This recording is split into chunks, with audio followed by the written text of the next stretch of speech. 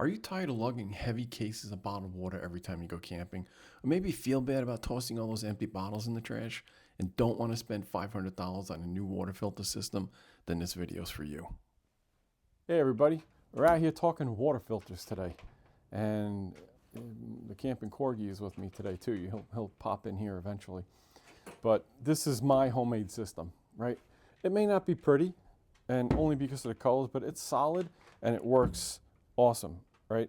You can find systems like this with a 3-stage out there for $500 plus.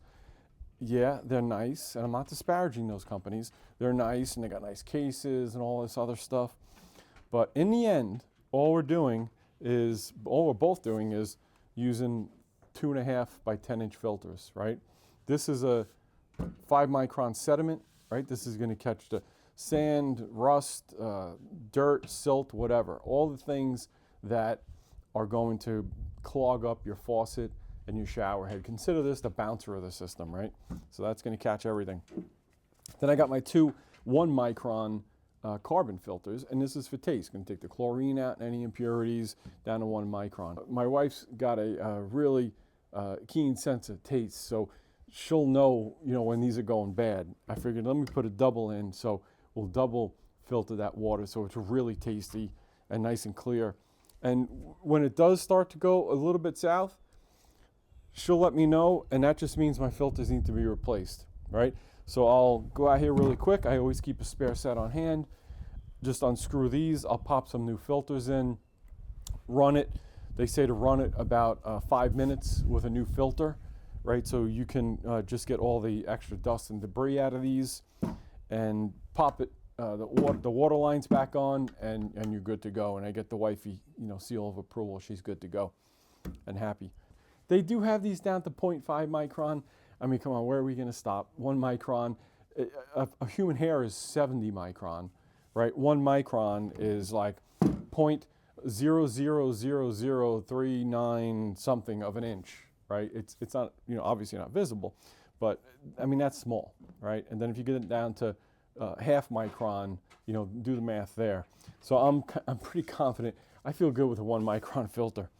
So I'm using 2 of those, but I shouldn't have brought that up too quick. I just decided to switch here my last container, my last canister, to a coconut carbon filter, which does go down to 0.5. I got a good deal on a few, so I figured I'd throw them in. So this is consider this my Frankenstein setup, right? This is like Eddie Van Halen's 1984 guitar. He pulled a humbucker here and a body there and a few strings here. That's what I did with this. I bought the 2-stage on Amazon for about $53, and then I had the 1 extra canister sitting in the shed. So I figured, what the heck? I have it. Let me put it on here. I'll make a 3-stage out of it. I know some people don't like to drink the campground water. I'm just curious why, just to learn a little bit on the topic. Ever since we've been using this kind of setup, it really has been, you could pour water from this into a glass and it's just crystal clear. And it tastes just fresh, right, with the 2 carbon filters on it. So we generally don't worry about that, because I think most of the time it's city water coming into the campground, or it'll be well water. Well water sometimes, can get funky. We got lucky with our well. We don't even filter it, and it's crystal clear. Oh, there's the camping Corgi, by the way. He's the crazy camping Corgi. He'll come out and show his face here in a minute. But with a system like this, we catch everything. We generally don't worry about that, right? Being we don't filter here, and if it's just city water, I guess the way I'm looking at it is, if I'm going to a campground, I'm going to a restaurant nearby, I'm probably drinking the same water when I have a glass of water at the restaurant, or if I have ice in my drink. I don't know if I introduced the crazy camping Corgi here before, but here he is again. He's a nut, this guy. So that's my setup. Let me show you how I connect it. All right, one thing I want to note really quick. Inside these canisters are an O-ring, right? You see that sitting in there? So when you take these off, you unscrew these, you pull your filter out, right? And then you dump the water out.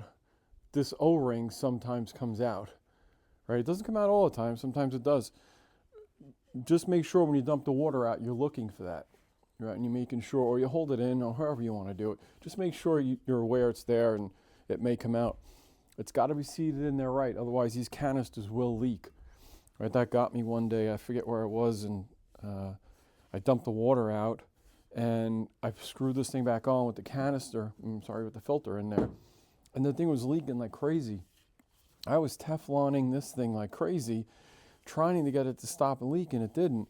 And then probably a half an hour later, I look down and I see my O-ring sitting on the floor. All right, so just a quick note. Make sure you are aware these O-rings are there. Make sure they're all screwed in. This is the first thing I look for before I screw this in, is making sure that that thing is in there and it's sealed tight. All right, next thing we want to do is just make sure all the canisters are tight. I don't know why I'm playing with water in 36-degree weather, but it's actually not too bad in the sun. But all we do is take our little wrench that they gave us here and tighten these things on. Which way is this way? So we just tighten it on there nice, and that's all it is. All right, we're good to go. All right, so the first thing I'm going to do when I get to the campground is just screw this onto the top of the quick connect onto the spigot.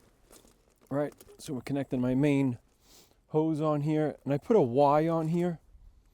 The reason I do that is then I put my utility hose here. So if I need to spray anything at the campground, or when I'm washing out my septic hoses, I can use that. Right, now what I'm going to do is take the other end of this here and put this on the inlet. All right, we're just going to connect this in. That's in. All right, one thing I like to do before I hook the filter up to the camper, or after I put new filters in, just to let everything work through, is just let it run for like 30 seconds. All right, at the campground, just kind of flush everything out.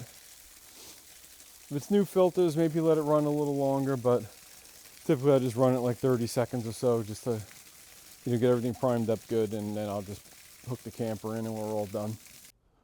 So on the Brinkley's, there's a hose reel, so you can just pull out how much you need.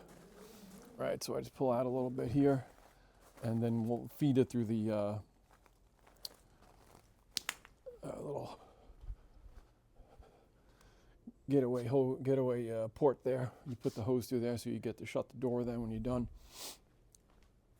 All right, so all I'll do now is just connect this in.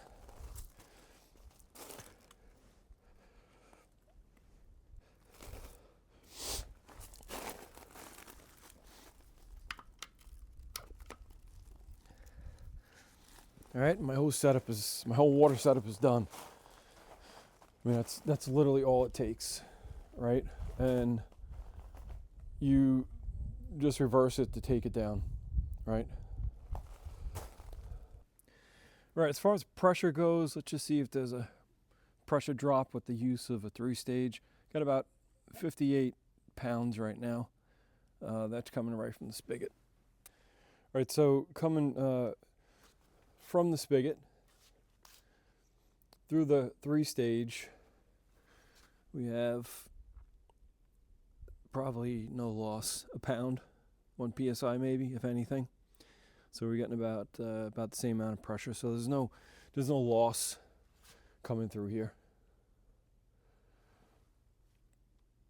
All right, if you want to put one of these together on your own, whether you want to get 1 or 2 of these, or 3 of these, or 2-stage, and add 1 to it. This connection in between here is a 3/4 inch MIP connection. I'll put a link to it. This is what it looks like. And through some heartache and pain of my good friend, while he was trying to get his water filter to not leak while we were out camping together recently, he found the perfect washers to use. These are not your standard garden hose washers. These are found in Lowe's, but they're in a different section. They're over by the sprinkler section, right? The in-the-ground sprinkler section. I think they're used on like the washers and stuff. But these are the washers, right? These are the ones that are not going to leak. The other ones tend to leak because these are a little bit fatter around. So what happens is when you screw these in, you screw those connections in, it's actually sitting on the washer. The other washers you get in a garden section, when you screw it in tight, the washer gets sucked into the fitting and it loses the connection. So it's no good. These are key, right, to making a no leak setup. Even if you're putting the standard blue filters on, right? I think I have one here. Even if you're using these guys, right? Even if you're using these I can never get these not to leak, no matter how hard I tried. So we went out switching to these, and that's the key. That's the key, right? I got a few extra of these I haven't used yet since I went to the system. But I'll link to these, right? It's $3, $4 for the pack of 10. Anyway, so simple, easy connections, right? 3/4 inch, 3/4 inch MIP, right in between there.